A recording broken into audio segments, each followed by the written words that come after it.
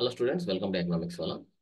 Today's current affairs topics will be on economic community and in West Africa states. Actually, it is known as ECOWAS. Recently, it was in news. In this context, మనం ఎందుకు ఈ ECOWAS అనేది న్యూస్లో అనేది ఒకసారి discuss చేసుకుందాం.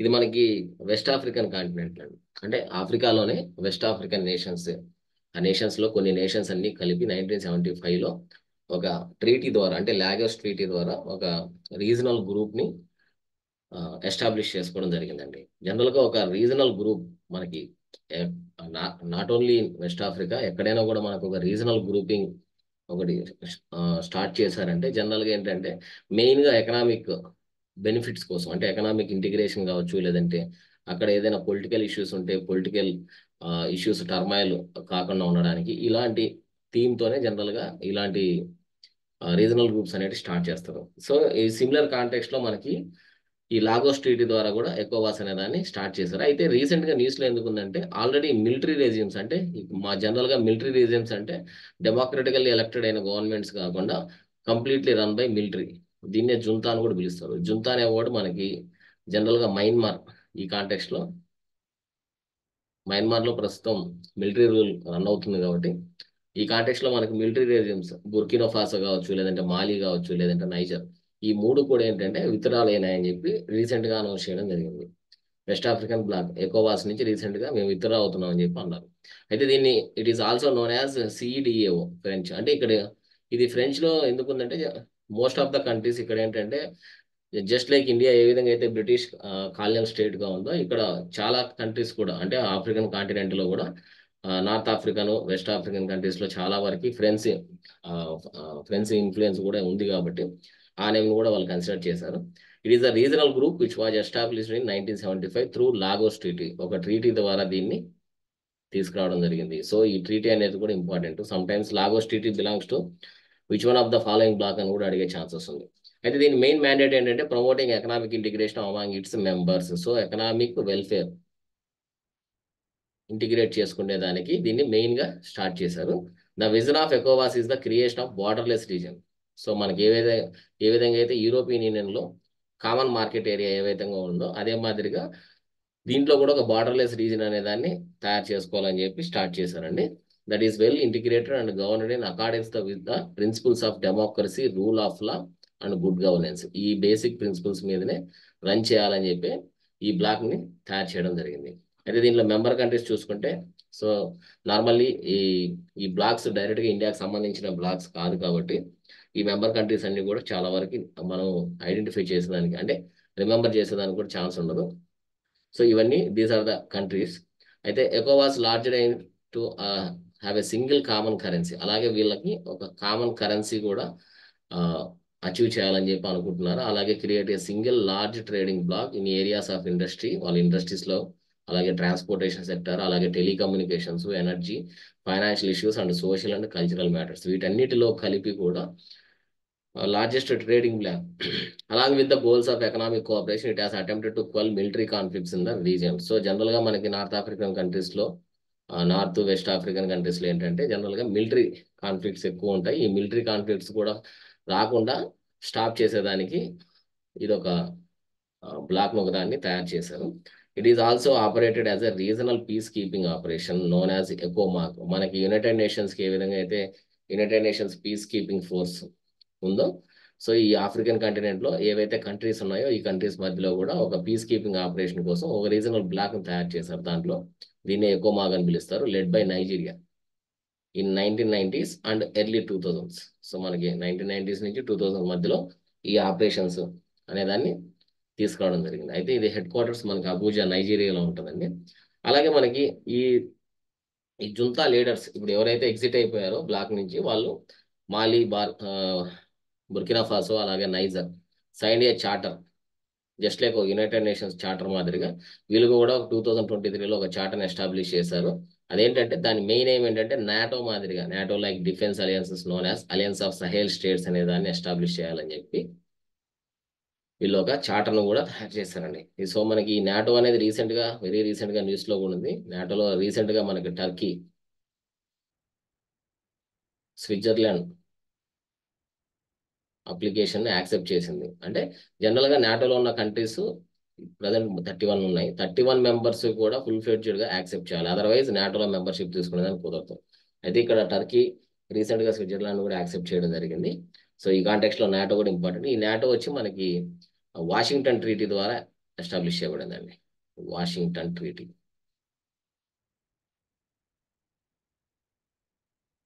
So మనకి United States of America, అలాగే కెనడా, దాని తర్వాత వెస్ట్ యూరోపియన్ కంట్రీస్. సో దీనికి ఆపోజిట్గా వార్సా ప్యాక్ట్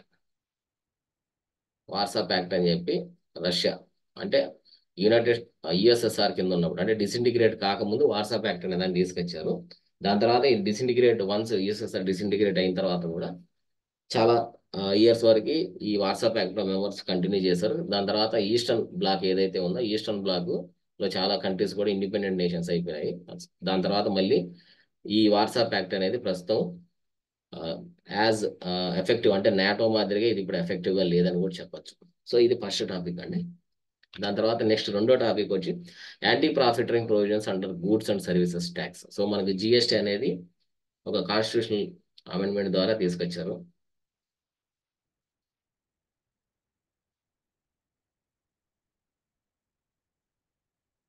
టూ 2017లో. అయితే దీంట్లో మనకి ఒక స్పెషల్ క్లాజ్ కూడా ఉంది, యాంటీ ప్రాఫిటరింగ్ ప్రొవిజన్స్.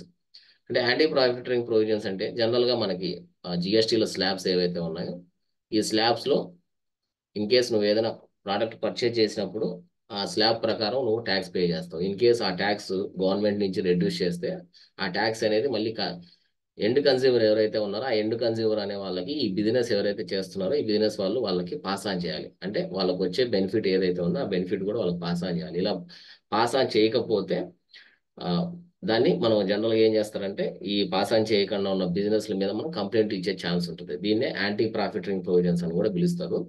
సో మనకి any reduction in the GST rate, మనకి జిఎస్టీ రేట్లో ఏదైనా రిడక్షన్ ఉంటే, or benefits of input tax credit, ITC, input tax credit should be passed on to the end consumer. End consumer కి pass on చేయాలి and not retain by the businesses ఏవైతే ఉన్నాయో ఆ businesses as usual గా తీసుకునేదానికి కుదరదు.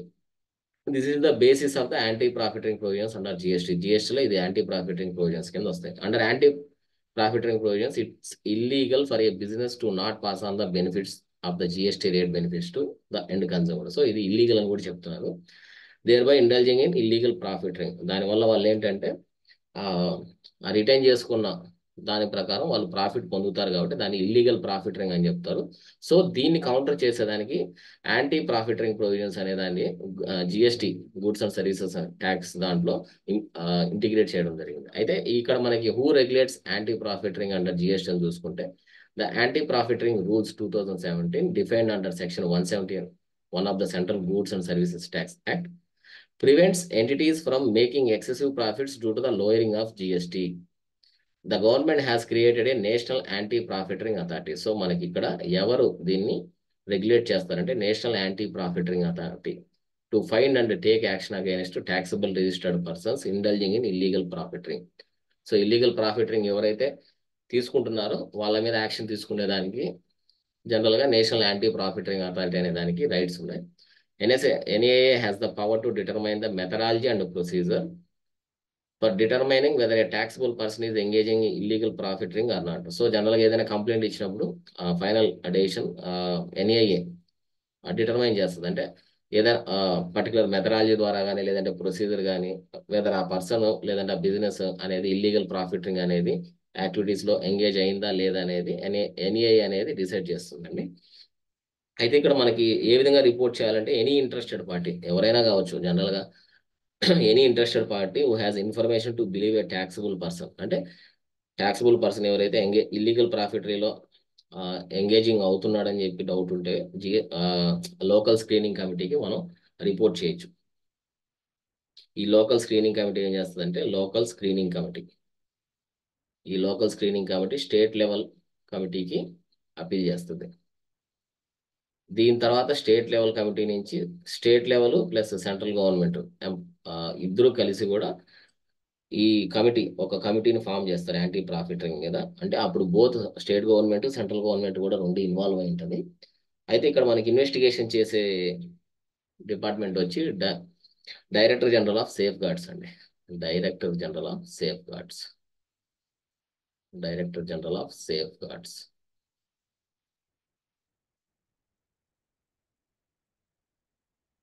So మనకి director general of safeguards అనే మినిస్ట్రీ డిపార్ట్మెంట్ ఏం చేస్తుందంటే దే విల్ కలెక్ట్ ఎవిడెన్స్, ఏదైనా ఎవిడెన్స్ ఉందా, లేదంటే టు కండక్ట్ అన్ ఇన్వెస్టిగేట్ చేసేదానికి, అలాగే నోటీసెస్ ఇచ్చేదానికి కూడా. అంటే ఎవరైతే ఈ పార్టీస్ ఉన్నారో ఈ పార్టీస్ అందరికి కూడా నోటీసెస్ ఇష్యూ చేసేదానికి కూడా వీళ్ళకి రైట్స్ ఉంటాయి. అయితే మనకి వన్స్ ప్రూవ్ అయింది అనుకోండి, అంటే యాంటీ ప్రాఫిటరింగ్ యాక్టివిటీస్ వీళ్ళు చేస్తున్నారని చెప్పి ప్రూవ్ అయితే జనరల్గా ఏంటంటే అప్పుడు ఆ ప్రైజెస్ ఏవైతే ఉన్నాయో వాటిని రెడ్యూస్ చేసి ఇస్తారు.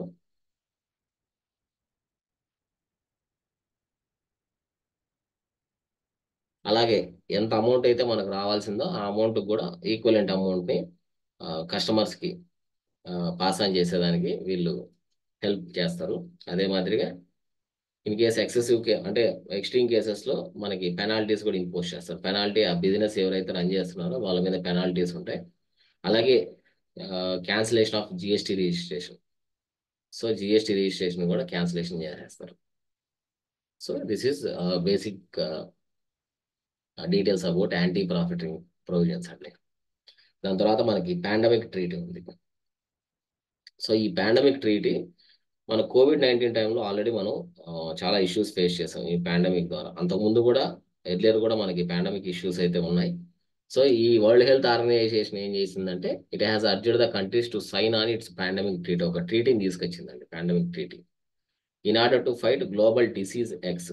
సో డిసీజ్ ఎక్స్ అంటే ఆ నేమ్, ఆ డిసీజ్ అనే నేమ్ మనకి ఎగ్జాక్ట్ గా తెలియదు. సో ఆ డిసీజ్ ఎక్స్ గురించి ఒక ట్రీటీ తీసుకొని పాండమిక్ ట్రీటీ అని చెప్పి రిమైనింగ్ కంట్రీస్ ఏవైతే ఉన్నాయో ఈ కంట్రీస్ అన్ని కూడా ఆ, ఆ, అంటే సైన్ చేయమని, ఒక ట్రీటీ మాదిరిగా సైన్ చేయమని చెప్పి అర్జీ చేయడం జరిగిందండి. ఆ కాంటెక్స్ట్ లో మనకి ఈ పాండమిక్ ట్రీటీ అనేది రీసెంట్ గా న్యూస్ లో ఉండడం జరుగుతుంది. అయితే ఇక్కడ మనకి ఈ పాండమిక్ సంబంధించి ఈ disease X, so disease X అనేది ప్రస్తుతం అయితే నేమ్ తెలియదు, బట్ ఈ డిసీజ్ ఎక్స్ అనే వర్డ్ మనకి 2017లో కాయిన్ చేశారండి ఫస్ట్ టైం. అదే అంటే న్యూలీ డిస్కవర్డ్ ప్యాథోజన్స్ ఏవైనా కావచ్చు. అంటే దీంట్లో ఏముంటాయంటే డిసీజ్ ఎక్స్ అంటే ఆ ఎక్స్ అనే ప్లేస్లో మనకి ఎనీ ప్యాథోజన్ అంటే న్యూలీ డిస్కవర్డ్ కావచ్చు, ఆల్రెడీ ఉన్న ప్యాథోజన్సే వాళ్ళ వాటి బయలాజికల్ ఫంక్షనింగ్ మార్చుకొని వేరే న్యూ ఫార్మాట్లో వస్తే కూడా వీటన్నిటిని కూడా డిసీజ్ ఎక్స్ అని పిలుస్తారు. అయితే మనకి COVID-19 was the first disease X. So ఇది కూడా మనకి ఇంపార్టెంట్ అండి. ఈ డిసీజ్ ఎక్స్ కింద ఫస్ట్ కోవిడ్-19 అని కూడా చెప్పచ్చు. అయితే మనకి ఫ్యూచర్లో కూడా ఇటువంటి డిసీజ్ ఎక్స్ అనేది ఫ్యూచర్లో వచ్చేదానికి ఛాన్సెస్ ఉంది కాబట్టి సో ఈ పాండమిక్ ట్రీటీ అనే దాన్ని తీసుకొచ్చింది.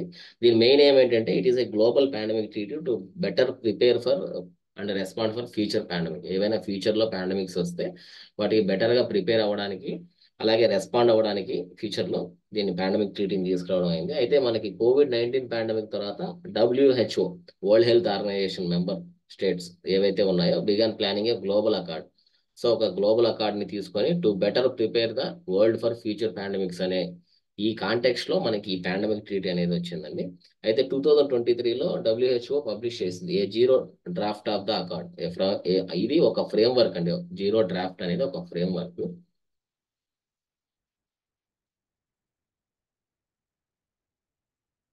అయితే ఈ జీరో డ్రాఫ్ట్ కింద ఏంటంటే మెంబర్ స్టేట్స్ ఏవైతే ఉన్నాయో వాళ్ళన్నీ కూడా నెగోషియేషన్స్ చేసుకుంటాయి. అంటే ఏ విధంగా ఫ్యూచర్లో ఇవన్నీ లేకుండా, అంటే మనం ఈ ఫ్యూచర్లో మళ్ళీ ఇలాంటి పాండమిక్స్ రాకుండా ఏ విధంగా కంట్రోల్ చేయాలనే దాని మీద నెగోషియేషన్స్ కోసం ఒక జీరో డ్రాఫ్ట్, ఒక ఎంటీ డ్రాఫ్ట్ అనుకోండి, ఆ డ్రాఫ్ట్ని తీసుకొచ్చారు. అయితే ఇక్కడ మనకి some basic details about WHO కింద తీసుకుంటే ఇది యునైటెడ్ నేషన్స్ స్పెషల్ ఏజెన్సీ అండి.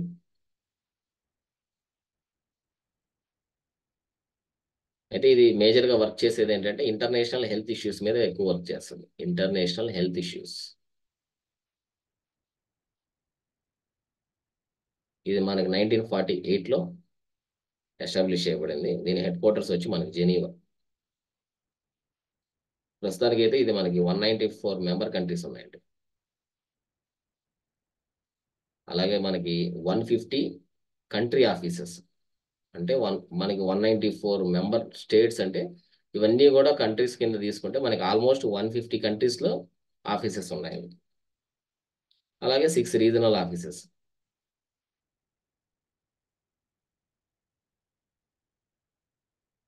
జనరల్గా మనకి వరల్డ్ హెల్త్ ఆర్గనైజేషన్ క్లోజ్గా ఏ మినిస్ట్రీతో వర్క్ చేస్తుంది అంటే మనకి మినిస్ట్రీ ఆఫ్ హెల్త్ ఉంది కదా, మినిస్ట్రీస్ ఆఫ్ హెల్త్. జనరల్గా ministries of health. So not only in India మనకి హెల్త్ అండ్ ఫ్యామిలీ వెల్ఫేర్ ఉంది. రిమైనింగ్ కంట్రీస్ ఏవైతే మెంబర్ స్టేట్స్లో ఉన్నాయో ఆ మెంబర్ స్టేట్స్లో హెల్త్కి సంబంధించిన డిపార్ట్మెంట్ ఏదైతే ఉందో వాటితో క్లోజ్గా ఇది వర్క్ చేస్తుంది. సో ఇది కరెంట్ అఫైర్స్లో మెయిన్ ఇంపార్టెంట్ 3 టాపిక్స్ గురించి అండి. సో మీకు ఏదైనా డౌట్స్ ఉంటే కామెంట్ సెక్షన్ ద్వారా you can ask the doubts. Otherwise Telegram సెక్షన్లో కూడా మీరు ఎంక్వైరీ చేయొచ్చు. Thank you for watching class.